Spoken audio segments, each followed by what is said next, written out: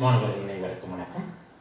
இன்னைக்கு நம்ம கலப்பெண்கள்ல ஒரு முக்கியமான விஷயத்தை பற்றி பார்க்க போகிறோம். அதுக்கு பேர் டீமாவிரின் தேற்றம் அப்படின்னு பேர். டீமாவிஸ் தேரம் அப்படின்னு சொல்கிறோம். டீமாவிஸ் தேரம் என்ன சொல்லுது அப்படின்னாக்க, ஒரு கலப்பெண்ணை n டைம்ஸ் பெருக்கும் பொழுது என்ன ஆகும்? இதான் நம்ம ஏற்கனவே ஒரு ப்ராப்பர்ட்டியாகவே கொடுத்துருக்கோம். இப்போ காஸ் தீட்டா பிளஸ் ஐ சைன் தீட்டாவை நான் n டைம்ஸ் மல்டிப்ளை பண்ணாக்க என்ன நடக்கும் அப்படின்னாக்க, இதை சிம்பிளா நம்ம எப்படி எழுதலாம் அப்படின்னா, n டைம்ஸ் மல்டிப்ளை பண்ணணும் அவசியம் இல்லை. இந்த ஆர்குமெண்ட்டை n டைம்ஸ் ஆட் பண்ணாலே போதும். That is cos n theta plus i sin n theta அப்படின்னு போட்டாலே போதும். அதுல n என்பது பாசிட்டிவா நெகட்டிவா எந்த இன்டிஜரா வேணா இருக்கலாம். நம்ம ஜஸ்ட் n மட்டும் நம்ம உள்ள எடுத்துட்டு வந்தா போதும். அடுத்தது இதுவே cos theta plus i sin theta whole power minus n இருந்தா சரியா இருக்குமா சார் அப்படின்னா இதுவும் சரியா இருக்கும். cos of minus n theta, cos of minus n theta is cos n theta only. sin of minus n theta, sin of minus thetaங்கிறது minus i sin n theta. therefore cos theta plus i sin theta பவர்ல minus n இருந்தாலும் என்ன உள்ள கொண்டு வரலாம், plus i பதிலா நம்ம என்ன போட வேண்டியது minus i போட்டுக்கணும். இதுவே cos theta minus i sin theta whole power n அப்படின்னு இருந்தாலும் என்ன நீ நேரடியா உள்ள கொண்டு வந்துக்கலாம். cos n theta plus i sin minus i sin n theta அப்படின்னு எழுதலாம். இதுக்கெல்லாம் சிம்பிளா ஒரு ப்ரூஃப் இருக்கு. இது அப்படியே நம்ம அடுத்த விதியை பயன்படுத்தினாங்க. இப்போ ஃபர்ஸ்ட் இத கணக்கு பாத்தீங்கன்னாக்க, இதுல e power i theta whole power n அப்படின்னு சொன்னா it is nothing but e power i n theta. அப்போ இது cos theta plus sin theta whole power n is equal to e power i n theta என்பது cos n theta plus i sin n theta. அடுத்த விதியில அடுத்துக்கு அடுத்து இருந்தா அடுத்துக்குள்ள பெருக்கினா போதும். இதுதான் நம்ம இந்த ஆர்குமென்ட்னுடைய பண்பாக சொல்லியிருக்கோம். இதுவே e power i theta whole power minus n இருந்தாக்க e power minus i n theta, minus i n theta அப்படின்னு வரும். அதுவே e power minus i theta whole power n அப்படின்னு இருந்ததுனாக்க e power இங்கேயும் minus n theta தான் வரும். அது முழுக்குள்ள இருந்தாலும் சரி பவர்ல இருந்தாலும் சரி will get the same result. ரெண்டுமே மைனஸ் ஆக இருந்தால் e power minus i theta பவர்ல minus n இருந்தா இங்க நம்ம என்ன போட வேண்டியது e power plus i n theta அப்படின்னு போட்டுக்கலாம். எப்ப இந்த சூத்திரம் பயனளிக்காது அப்படின்னாக்க, இதுவே sin theta plus i cos theta அப்படின்னு இருந்தால் மட்டும் தான் நம்ம நேரடியாக இந்த ஃபார்முலா பயன்படுத்த கூடாது. அப்ப என்ன சார் பண்ணணும் அப்படின்னாக்க, sin theta plus i cos theta whole power n வரும்போது இந்த டிமார்னிஸ் தேற்றத்தை நம்ம sin n theta plus i cos n theta ன்னு பயன்படுத்த கூடாது. அதுக்கு மேல நம்ம என்ன பண்ணணும் அப்படின்னாக்க, there are two ways.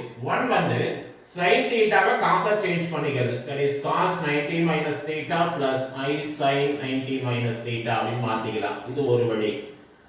another way என்னன்னாக்க, இதுல i cos theta இல்லையா, i அப்படிங்கற டேர்மை நம்ம வெளில எடுத்துடலாம்.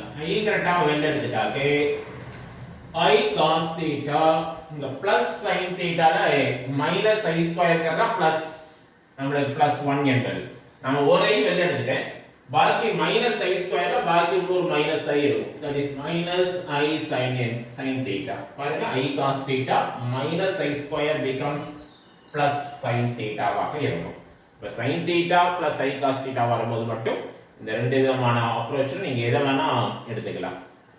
கடிமாஸ் தேற்றத்தை எதுக்காக பயன்படுத்தணும் அப்படிங்கிறது தான் இப்ப நம்ம அடுத்த கட்டத்துக்கு வரும். பல முறை ப்ராடக்ட் செய்யும்போது, அதிகமான முறை ப்ராடக்ட் செய்யும்போது டிமாஸ் தேற்றத்தை யூஸ் பண்ணலாம். ஸ்கொயர் ரூட்டை தாண்டி cube root, fourth root, fifth ரூட்லாம் எப்படி கண்டுபிடிக்கிறது அப்படிங்கிறதுக்கு டிமாஸ் தேற்றத்தினுடைய பயன்பாடு ரொம்ப முக்கியமான ஒன்று. அப்ப கலப்பெண்கள்ல எப்படி நம்ம cube root, fourth root, fifth ரூட்லாம் கண்டுபிடிக்க போறோம் அப்படிங்கிறது தான் டிமாஸ் தேற்றத்தின் மிக முக்கியமான பண்பு. இதுல கியூப் ரூட் அல்லது nth ரூட் கண்டுபிடிக்கணும் அப்படின்னாக்க என்னென்ன ரூல்ஸ் எல்லாம் ஃபாலோ பண்ணணும் to find the nth roots of a number of z. இதுக்கு ஒரு சில ஸ்டெப்ஸ் ஃபாலோ பண்ணணும். என்னென்ன ஸ்டெப்ஸ் ஃபாலோ பண்ணணும் அப்படின்னாக்க, first to convert z into a polar form. கொடுத்திருக்கிற கணக்கை முதல்ல துருவ வடிவத்திலே சேஞ்ச் பண்ணணும். எந்த நம்பர் கொடுத்திருந்தாலும் ஃபர்ஸ்ட் அதை துருவ வடிவத்துக்கு மாத்திக்கணும். துருவ வடிவத்துக்கு மாத்திக்கும் போது நம்மளுக்கு ஒரு 4 இம்பார்ட்டன்ட் ரிசல்ட்ஸ் இருக்கு. அது என்ன அப்படின்னாக்க, 1 அப்படின்னு இருந்தது அப்படின்னாக்க இது டைரக்டா நம்ம எப்படி எழுதலாம்னா cos 0 plus i sin 0 ன்னு எழுதலாம். ஏன்னா cos 0 1 sin 0 0. அப்ப 1 அப்படிங்கிற ஒரு ரியல் நம்பரை in terms of polar formula எழுதுறதுக்கான வழி இது. அதே -1 அப்படின்னு இருந்தா cos pi value is -1, sin pi value is 0. But cos pi plus i sin pi gives you -1 அப்படிங்கிற மெய்யெண்ணை கொடுக்கும்.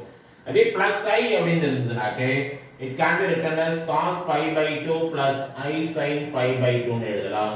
Sin pi by 2 is 1 into y, cos pi by 2 is 0. இதே minus i அப்படின்னு இருந்ததுனாக்க plus or minus i வரும்போது cos pi by 2 minus I sin pi by 2 அப்படின்னு எழுதிக்கலாம். இதெல்லாம் சில important polar forms. இத சில துருவ வடிவங்களை நம்ம கணக்கு போடும்போது பயன்படுத்திக் கொள்ள முடியும்.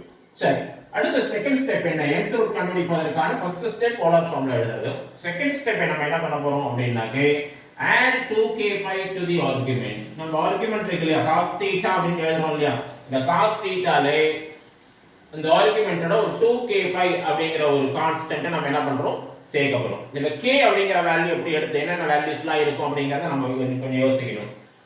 அதுக்கு முன்னாடி டிமாய்ஸ் தேற்றத்தை அப்ளை பண்ணணும். டிமாய்ஸ் தேற்றம் nth ரூட் அப்படினா பவர்ல 1/n, கியூப் ரூட்னா 1/3 ன்னு இருக்கும். அந்த டிமாய்ஸ் தேற்றத்தை நம்ம அப்ளை பண்ணிக்கலாம். Apply டிமாய்ஸ் theorem. அண்ட் ஃபைனலா கடைசி ஸ்டெப்ல நமக்கு எத்தனை மதிப்புகள் தேவை? கியூப் ரூட்டாக இருந்தால் நமக்கு 3 மதிப்புகள் வேணும். ஃபோர்த் ரூட்னா எனக்கு 4 வேல்யூஸ் தேவைப்படும். ஸ்கொயர் ரூட்னா 2 வேல்யூ இருந்தா போதுமானது. அப்ப nth ரூட்னா n வேல்யூஸ் வேணும். அப்ப எத்தனை வேல்யூ வேணும் அப்படிங்கறத அந்த k அப்படிங்கிற வேல்யூ தான் டிசைட் பண்ணும். இப்போ நான் என்ன பண்றேன், 0 ல இருந்து ஆரம்பிச்சு வேல்யூஸ் கொடுத்துங்க. 0 1 2. Suppose if I want n values அப்படினாக்க n - 1 வரைக்கும் சப்ஸ்டிட்யூட் பண்ணனும். 3 வேல்யூஸ் வேணும் அப்படினாக்க 0 1 2 வரைக்கும் எடுத்துட்டா போதும். n வேல்யூஸ் வேணும் அப்படினாக்க n - 1 வேல்யூஸ் வரைக்கும் சூஸ் பண்ணு. இப்போ இதுல முக்கியமான ஒரு விஷயத்துக்கு வரணும். இப்போ 1 அப்படிங்கிற நம்பருடைய ஸ்கொயர் ரூட் நமக்கு தெரியும். What is the square root, cube root of 1 அப்படிங்கறத நம்ம de Moivre's தேற்றத்தை யூஸ் பண்ணி இப்ப நம்ம கண்டுபிடிக்கலாம். இப்ப de Moivre's தேற்றத்தை பயன்படுத்தி ஒன்றினுடைய முப்படி மூலத்தை கண்டுபிடிக்கிறோம்.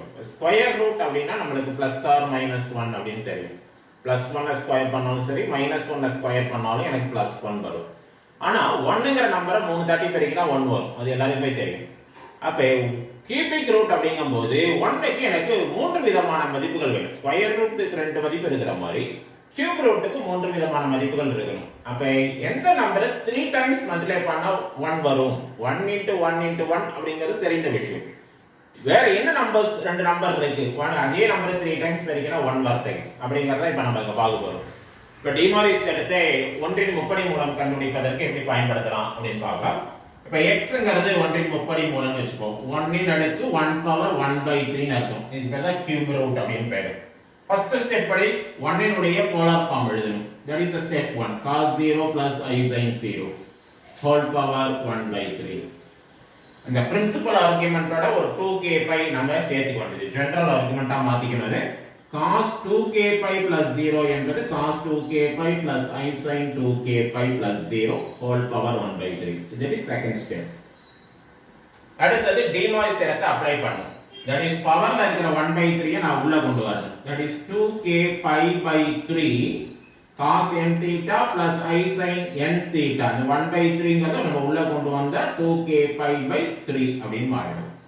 இப்ப k க்கு சில வேல்யூஸ் கொடுக்கணும். எத்தனை வேல்யூஸ் வேணும்னா எனக்கு 3 வேல்யூஸ் தேவைப்படுது. Therefore k = 0 1 2 அப்படினு 3 வேல்யூஸ் சப்ஸ்டிட்யூட் பண்ணி பார்க்கணும். When you put x is equal to k equal to 0, x is equal to cos 0 plus I sin 0. If you put k equal to 0, it becomes cos 0 plus I sin 0. Cos 0 plus I sin 0 is the known result. நமக்கு ஏற்கனவே தெரியும் 1ங்கற number cubic root of unityல முதல் value தான். 1 * 1 * 1 1 தான். அதனால 1ங்கிறது one of the values. மேலும் இரண்டு value நம்ம சொல்ல போறோம். இது என்னன்னா k = 1 அப்படினு சொன்னா x is equal to cos 2π/3 plus I sin 2π/3.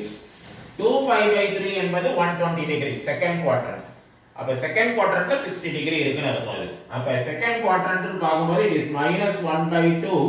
That is cos 60 in the second quadrant. Sin 60 is √3/2. இதுக்கு இன்னொரு பேர் கூட வச்சுக்கலாம். என்ன அப்படினாக்க இந்த -1/2 plus I root 3/2 சிம்பிளா we call it as omega அப்படின்னு சொல்லலாம். இது போலார் ஃபார்ம், இது ரெக்டாங்குலர் ஃபார்ம், இது general notation. omega is a cubic root of unity அப்படிங்கிறது ஜெனரல் நோட்டேஷன். அடுத்தது when you put k equal to 2 அப்படின்னு போடும்போது cos இப்போ k வேற 2 ன்னு போட்டா 2 2s are 4π/3 ஆயிடும் நமக்கு plus I sin 4π/3 அப்படின்னு கிடைக்கும். 4π/3ங்கிறது 240 degrees. 240ங்கிறது third quadrant. Third quadrantல cos negative sin negative. Third quadrantல 60 degree இருக்கும். Therefore both are negative.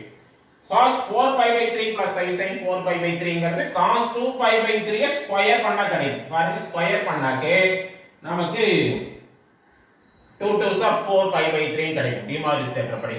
Therefore -1/2 plus I root 3/2 நீங்க ஸ்கொயர் பண்ணீங்கன்னா உங்களுக்கு கிடைக்க வேண்டிய ரிசல்ட் என்னவா இருக்கும்னா -1/2 I root 3/2 ஆக இருக்கும் கண்டிப்பாக.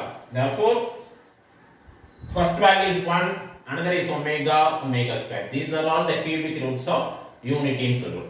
அப்ப ஒமேகாவை 3 டைம்ஸ் மல்டிப்ளை பண்ணா 1 வருமா சார் அப்படிங்கிறது ஒரு முக்கியமான கேள்வி. நான் 1 ல 3 டைம்ஸ் பண்ணீங்கன்னா 1 வரும்ங்கிறது தெரியும். ஒமேகா 3 டைம்ஸ் மல்டிப்ளை பண்ணா 1 வருமா அப்படினு பார்த்தா omega cube equal to cos 2π/3 plus I sin 2π/3 whole power 3 அப்படினு போட்டா it becomes cos 3 into 2π/3, that is cos 2π plus I sin 2π வரும்.